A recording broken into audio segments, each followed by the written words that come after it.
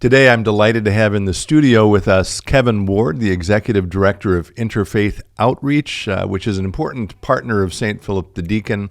It was a joy to visit with him and talk with him about the important work they're doing, and I hope you enjoy the conversation. Stay tuned.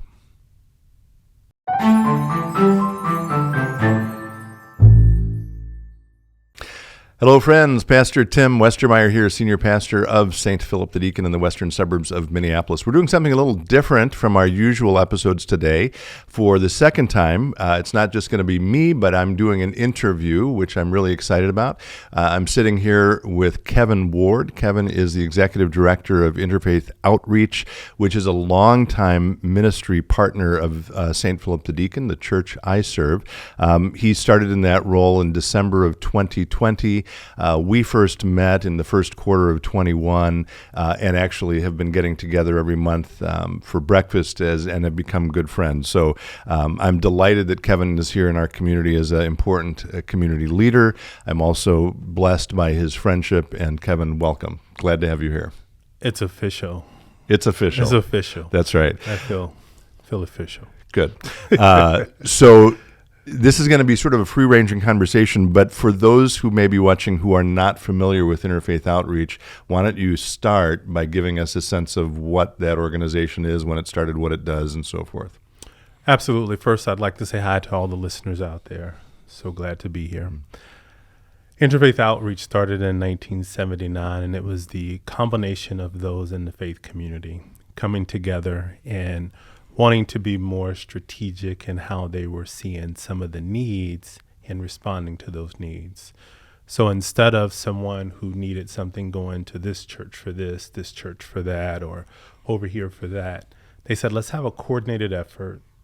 And they came together, and it started in the basement of one of our faith partners with just meeting some basic needs of food and some clothing, and over the 40 plus years have really grown into some really important programs, specifically for those families who are living in the western suburbs who may be struggling to meet some of those basic needs. Okay. And we'll get to some conversations about what's happening with Interfaith right now since you led or took over leadership. But maybe give us a little sense of how you got there, a little of your background, some of your training. How did you end up there as their executive director? Yeah.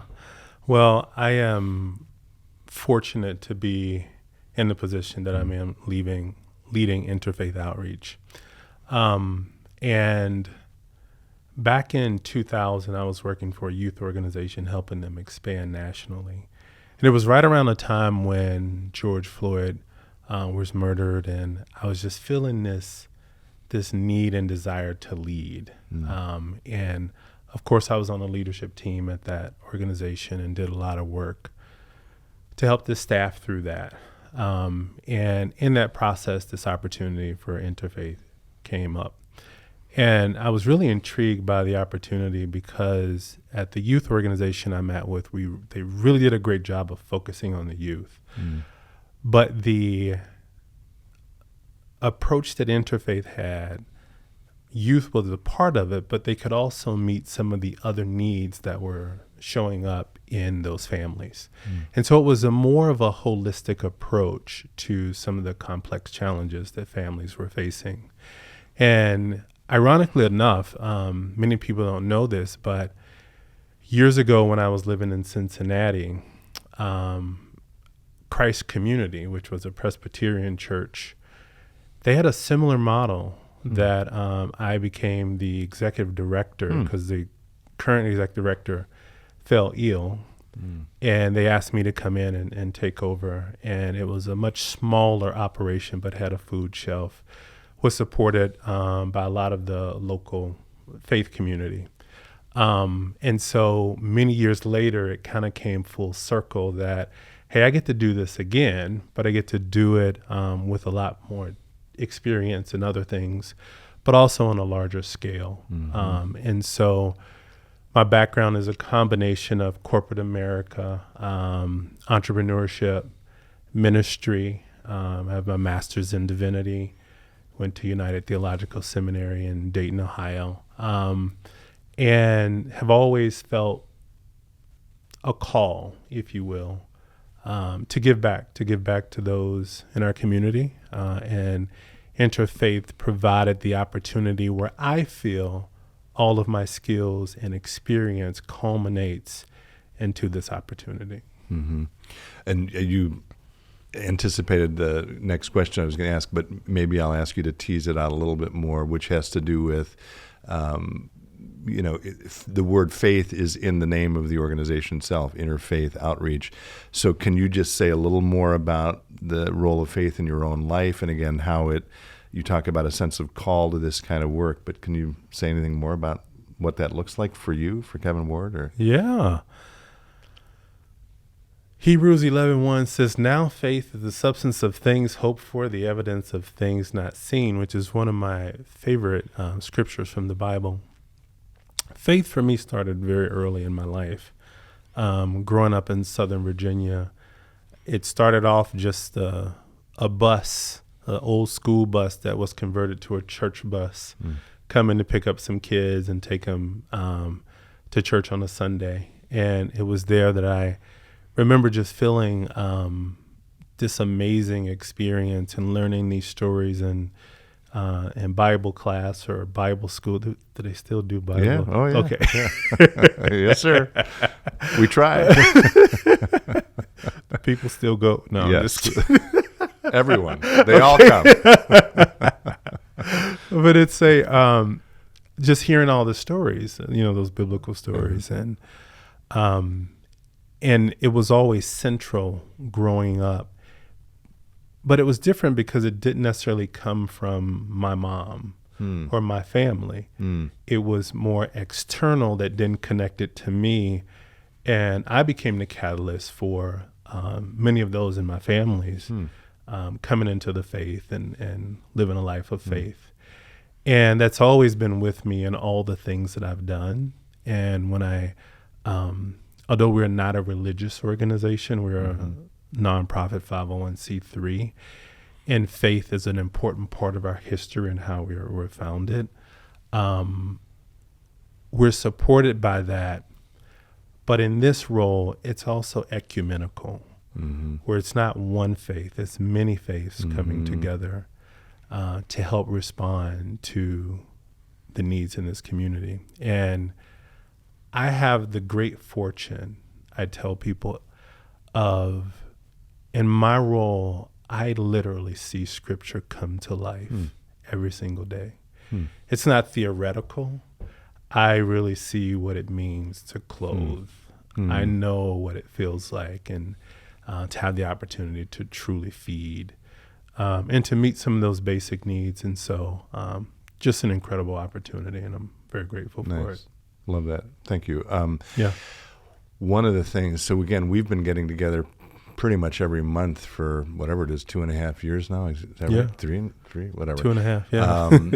And we've talked about all kinds of things. One of the things that we've talked about more than a few times is the work you've been doing to sort of inform and influence and change the strategic plan of Interfaith. That continues to be, I know, a priority for you. So maybe you want to share a little bit about the work you've been doing on that front? Yeah. So when I came in at the end of 2020, the organization had just gone through in the process of transition a legacy leader, a wonderful leader who started the organization and was at an important inflection, but it was also it lined up with the time to do the strategic plan.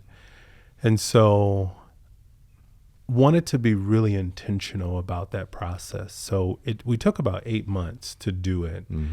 And we were very inclusive of including all our stakeholders. So clients, employees, donors, volunteers, our partners, as many people as we could, to really understand we had just come through a pandemic, or was still kind of in that pandemic.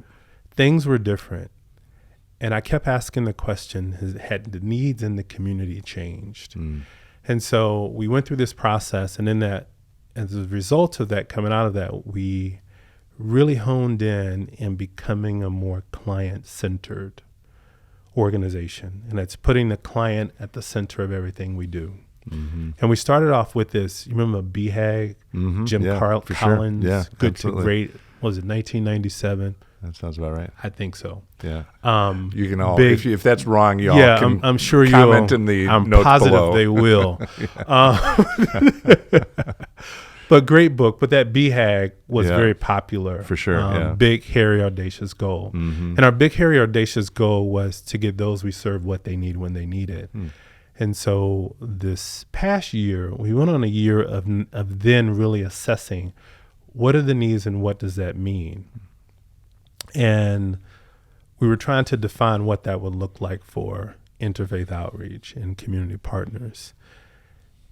And we couldn't necessarily define it as a definition. What we were able to do was to come up with a model that really encapsulated the principles that we were already living, that we just needed to streamline, that then allows us to consistently across the organization deliver our services in a way that was client-centered. And so we really focused on that, as well as in order to be client-centric, I knew we first had to be employee-centric. Because of the work that we do and our staff gives so much to our clients, we had to continue to build on that legacy of having an environment where people really felt supported and felt like they had the tools and resources to do their work. And just won an amazing award as a result of that. Now we really feel that our staff is in a position to really be client-centered or client-centric, supported by the community, of course. And that's really been our focus. And we have done some assessments, couple things that have come up as far as gaps in the community. One of the other things I'll say too is when I got here, we do a lot as a community organization, and I just felt we needed some focus. And so we really honed in on those things we do really well. And like in our name, Interfaith Outreach and Community Partners, let's find partners who do what they do extremely well, and let's partner with them with some intentionality and allow them to do their work, we do our work. And so as a result of that, a couple things bubbled up in this process. So food continues to be a challenge, specifically given the economy, the cost of living. Housing, affordable housing specifically out in this area is still an area of opportunity where we're going to continue to do some advocacy and work with our sister organization, the Outreach Development Corporation. Mental health, as you know, is still a challenge. And then the one that we actually need to build something new is around transportation. Transportation continues to be a burden on people getting from point A to point B. And we have addressed that in helping to keep people's cars running, helping them to purchase it when it makes sense. But we need, I think we're going to spend some time exploring what does a transportation system looks like where we can partner with other organizations and really meet the needs within this community. So those are just some of the things that bubbled up as a result of the work we've been doing. You mentioned a little bit ago an award you just received. That's public now then? Yeah, Okay, I think it is public. Maybe yeah. you just want to, so that it's not a mystery to people. Is this like a like I'm reveal? unveiling? Yeah, the big reveal right here live. Well, it's not going to be live; it's taped. So, but it's live for me now. Yeah, okay. Coming to you live. No. Well, if you want to say something about it, you can. Yeah, I guess. Absolutely. So we just got Top Workplace. Yeah. The Star Tribune local paper does this annually, and they send out a survey to your employees, and your employees have to respond to that survey. And it's strictly it's the employees speaking, and they go through a third party that does all the research and tally. And so in our segment of small business, we were able to get number 16, which is a top workplace, which is a huge honor for us. And we're just excited that our employees feel that way, that it's a place. And one of the things that I started saying, it was probably after about 4 or 5 weeks after I've just kind of been a sponge and looked around, this idea of the place of most potential really started to bubble up in me. And that's how I refer to Interfaith. I think it's the place of most potential for all. So that's those who have needs, those who want to volunteer, those who want employment, those who want to partner. There's potential in our model. So. Well, and that award is a testament to your excellent and strong leadership. So congratulations to you on that as well. Thank you. Appreciate which that. Maybe is a segue to one of the other things I wanted to tease out, which is actually around leadership specifically, whether it's at Interfaith or in your experiences leading up to Interfaith. Are there some lessons in leadership that you've learned that you could articulate for people, things that they might apply in their own lives of leadership? Yeah, leadership is a fascinating thing, and when I think about leadership, and this is Kevin as an individual,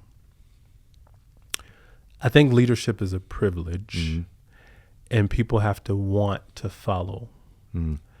But in order to lead, I think you first have to learn how to follow well.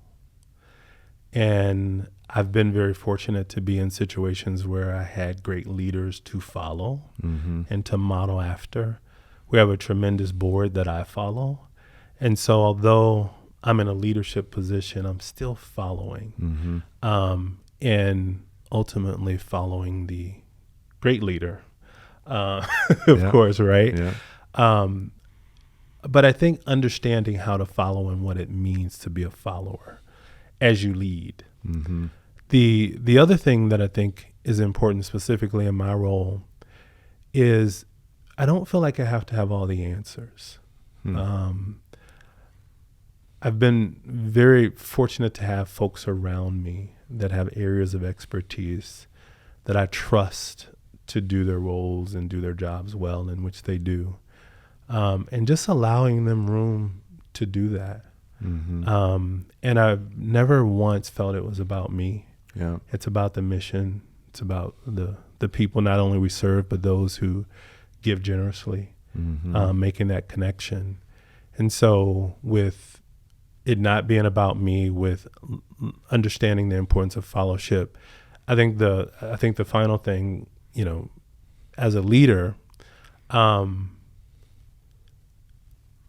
the more and more I think about it, Tim, the more and more I'm convinced that as the organization has success and grows,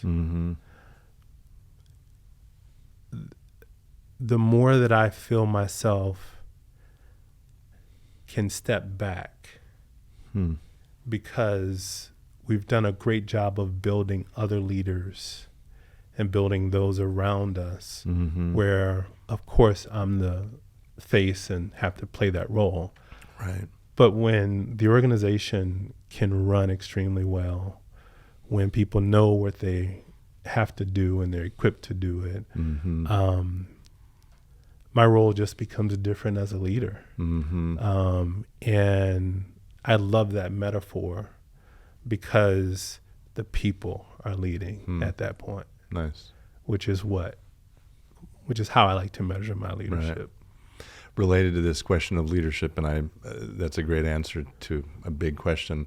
You're the first person of color to lead Interfaith. That's one thing. Yep. But you're probably also maybe the first person of color to be a major important leader in the Western Burbs generally. Yep. So say a word about what that means in the work you're doing and how you think about that, how we should think about that out here and so forth, if you could. Yeah, I think that is true. The first person of color specifically out. community leader out in the western suburb.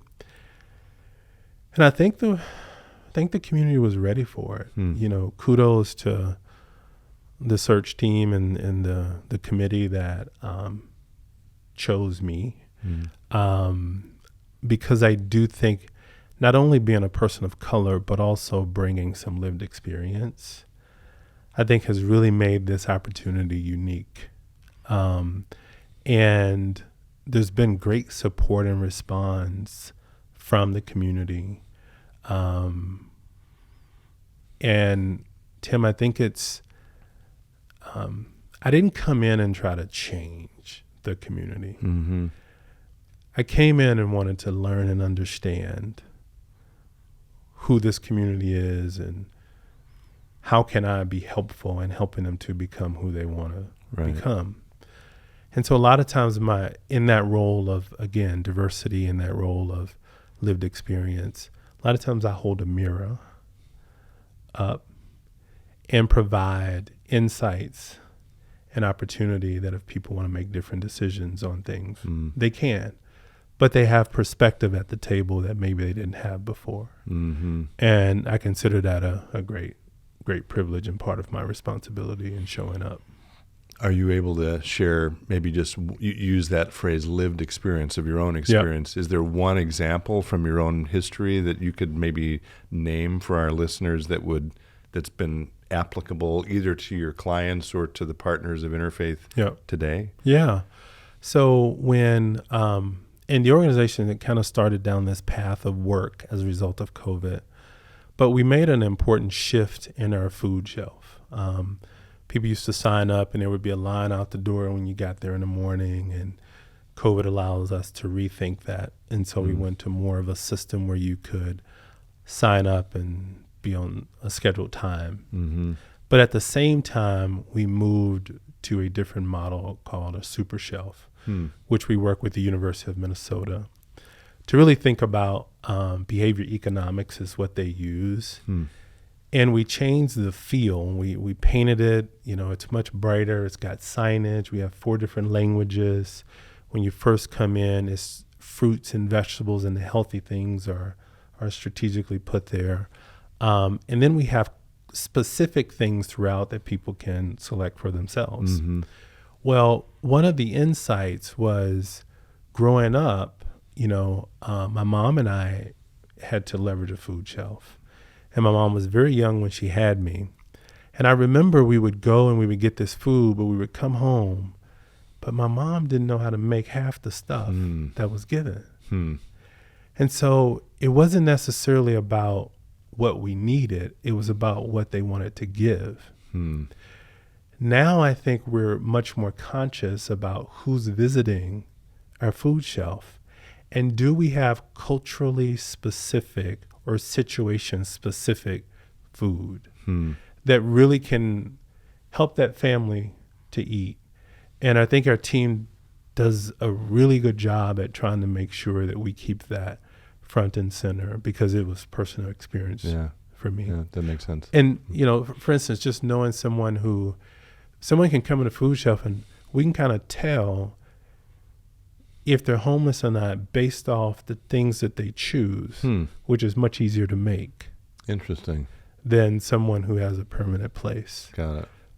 Again, that's a little insight from experience. I mentioned in my intro that I should have looked it up. St. Philip the Deacon's been a longtime partner of Interfaith, as have many other faith communities. It's a really important part of our life here, our culture here. I don't know the ins and outs of your needs, obviously, as well as you do, but clearly it's the kind of place that requires the support of the entire community to make it run. So maybe as we bring this to a close, if someone were to say to you, Kevin, how can I help? How can people engage the work of Interfaith? What do you need the most right now? How would you respond to that? Yeah, I first want to say a thank you to all those who, including St. Philip's the Deaconess, who have historically supported us and been there the 40 plus years. Sincere thank you, because we wouldn't be where we are without the community. And I love this idea neighbors helping neighbors, and that's the legacy that we get to continue to carry on and build on. But as we move forward, there's always volunteer opportunities, but specifically in our food shelf and in our resale, are just areas because of the operations. It takes a lot of people to make that happen. And I didn't talk much about our resale shop, but people can donate their goods, clothes, and we're able to then sell it. Right. And most of that money goes back to our programs. So you're literally helping the organization and our bottom line. So I think volunteering, we will start to do some advocacy work for those who may have some passions around different things that we are focusing on, like affordable housing or mental health, or through our CFK, caring for kids, early childhood. Those things, there's opportunities to get involved there. And of course, we always need money. That's how things happen. And so financial contributions are always welcome, and they can go on our website and donate there or send it. But I think those three things of volunteering, figuring out if advocacy is important to you and how to align to that program, and then continuing to support us financially. And we can provide the link, but what's the website? www.iocp.org. And the ILCP is Interfaith Outreach and Community Partners. Cool. Anything else that I didn't ask you that I should have that you want to say as we make an end here? No, I just want to thank you, Tim. I really have appreciated our friendship and relationship. You early on just welcomed me in and have just been a great partner and someone I can call and ask questions and get a different perspective, and so I really appreciate that. Well, it goes both ways. You are an incredible gift to Interfaith and to the community broadly, and you're an incredible gift to me personally. I'm really grateful for your friendship and grateful you took a little time to sit down and talk into the mic today, so thanks for that. I think we're going to wrap it up here, so thanks again to Kevin Ward. Continue to keep him and the work of Interfaith in your prayers. Reach out to them if you're interested in helping out. And as I close every episode, for each of you out there, be well, stay in touch, and God bless.